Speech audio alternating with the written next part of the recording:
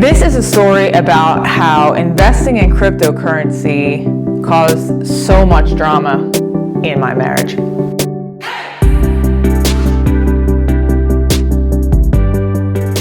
In 2017, my husband, who is also my business partner, got on a plane and went to LA, and he had joined us into a mastermind, which is a group of entrepreneurs who were working to build an online presence.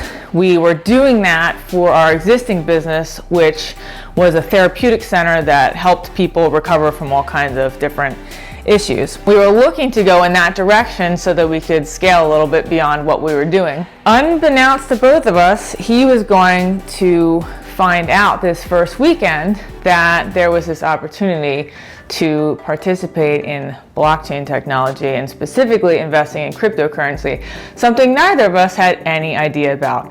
But he came back from this weekend so supercharged about it that it was kind of hard to get him to talk about anything else. And so there was a little bit of an imbalance there because I'm back at home running our center and he is doing this traveling and expanding us into this kind of new arena. And I was kind of like many wives are. It was like, yeah, okay, but we got all this stuff to do, and by the way, there's dishes, and by the way, the yard's got leaves in it, and we have a lot of things to take care of here. And so I was not really trying to hear it so much. He really understood at the time the opportunity that was there, and so he went off into a sort of deep dive into understanding what the technology was. And if you know Derek, or if you're getting to know Derek, you understand that when he is really set on something, he goes into it with great tenacity and vigor, and that is what he did in this particular case. All of a sudden, over this time, we have a small business. It was not like, something we were necessarily going to be able to retire from, and that is why we were looking in the first place at expanding what we were doing. He starts then to take anything that is left over afterwards, that is our, walk around money. He starts to squirrel it away here and there, and all of a sudden I see like $33 this week and like $300 that week and $47 this week, and I'm starting to get really irritated with him because he is moving these funds and there's not that much extra. So one of the things that we often talk about with people when they come to understand our relationship and how it has evolved over these past years with being part of the cryptocurrency space is people say, I'd love to do that, but I don't really have that much and I don't really have that much time. And I'm here to tell you that it'd be hard to imagine for me some pair of people having less time or extra than we did at that time. We had a business that was running 7 days a week. We were trying to keep up with that. We were raising a child together. We were trying to be really integral in the lives of our family members. And it wasn't a lot extra. It was like ships passing in the night to a certain extent. So also we're in the midst of third or fourth year of growing this business from absolutely the ground up. So if you've done that, or you know someone who's done that, there's not ever like an extravagant amount to do anything with, let alone think about investing. But particularly for small business owners, we have to figure that out because there's not usually a 401k or a whole lot of benefits, and you're devoting yourself to this endeavor completely.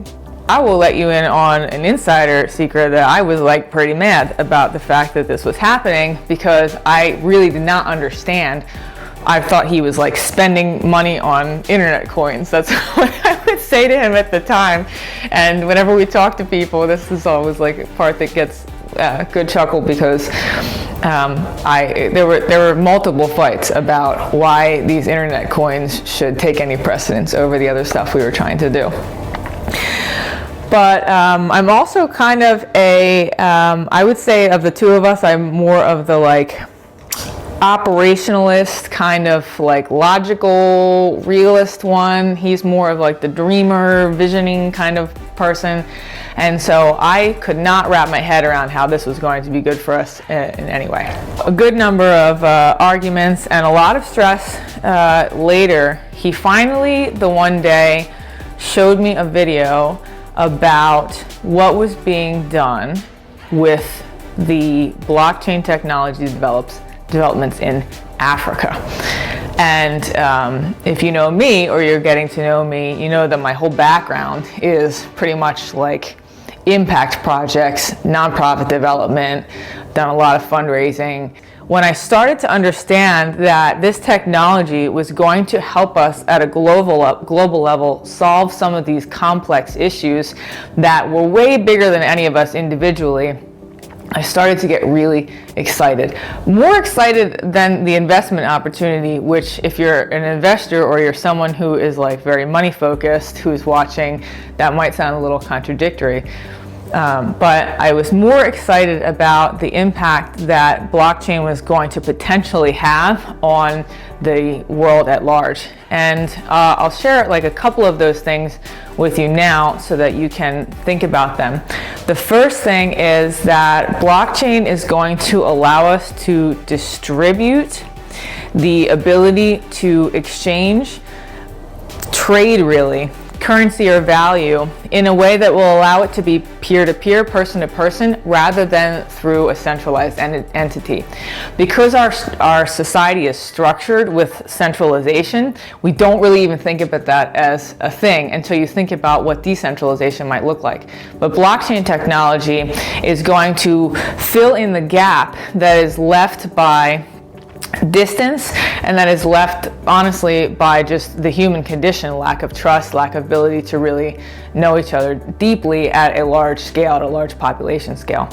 So when we use this technology to distribute the ledger, really, the keeping of the record of transactions that are happening, and that's a little wordy, but don't worry about that so much. In the beginning, when you start to learn, everything sounds like another language, but if you just stay with it, you'll start to pick it up.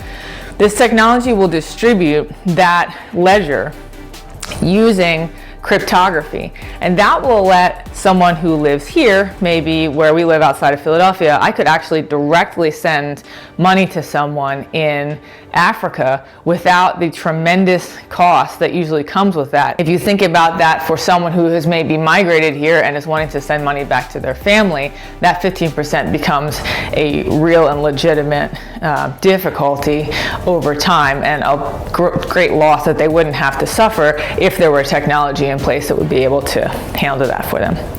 A second thing that blockchain technology handles for us is trust. Trust is a really difficult asset to come by, particularly in our society today. We have a lot of trouble trusting media, we have trouble trusting information, we have trouble trusting the state of things. We have difficulty ascertaining whether or not what we're dealing with is legitimate or not. And this technology, because of the algorithm and because of how the blockchain is designed, will naturally maintain a ledger that is unchangeable and that has a record of things going back to their origin, so that you could actually see, I purchased this asset and I can see that it was purchased 3 other times, and I can see what was paid for it, and I can understand the path that it has come to me, and I can add to the future of this asset's transaction, but I can't change what has happened.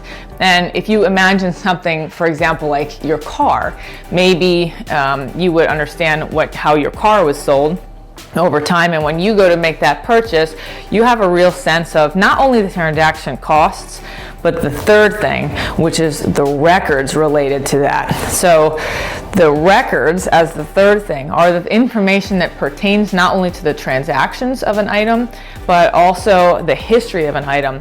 If you use a car, for example, I might see that my car has been sold 3 or 4 different times before I acquired it, and it's been sold for a higher price, like let's say it went for 15 grand and then 10 grand and then 8.5 and then 5 grand, right? It's gone less over time.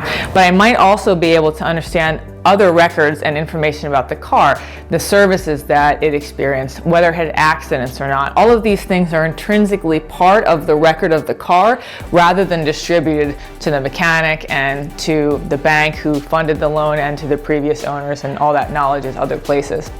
So for information and transactions to be able to travel with an asset over time gives us the ability to really understand the decisions that we're making and to be able to have trust with each other without knowing each other. You can know that person 2 who bought that car for 10 grand had these experiences with it without calling that person or knowing them even at all. And then the last thing is that a lot of the world really will benefit from that amount of record keeping. If you apply what we just applied to your car to a person, that person now can move through their life with all of the credentialing and all of the identity factors and everything that belongs to them as a person traveling with them rather than in lots of other places. So someone in Africa who lives in maybe a rural area now has the ability to have a deed to the land that they own. They might be able to purchase insurance and be able to have the records of that insurance.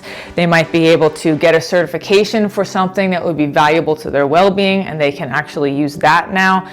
They can distribute that certification to potential employers.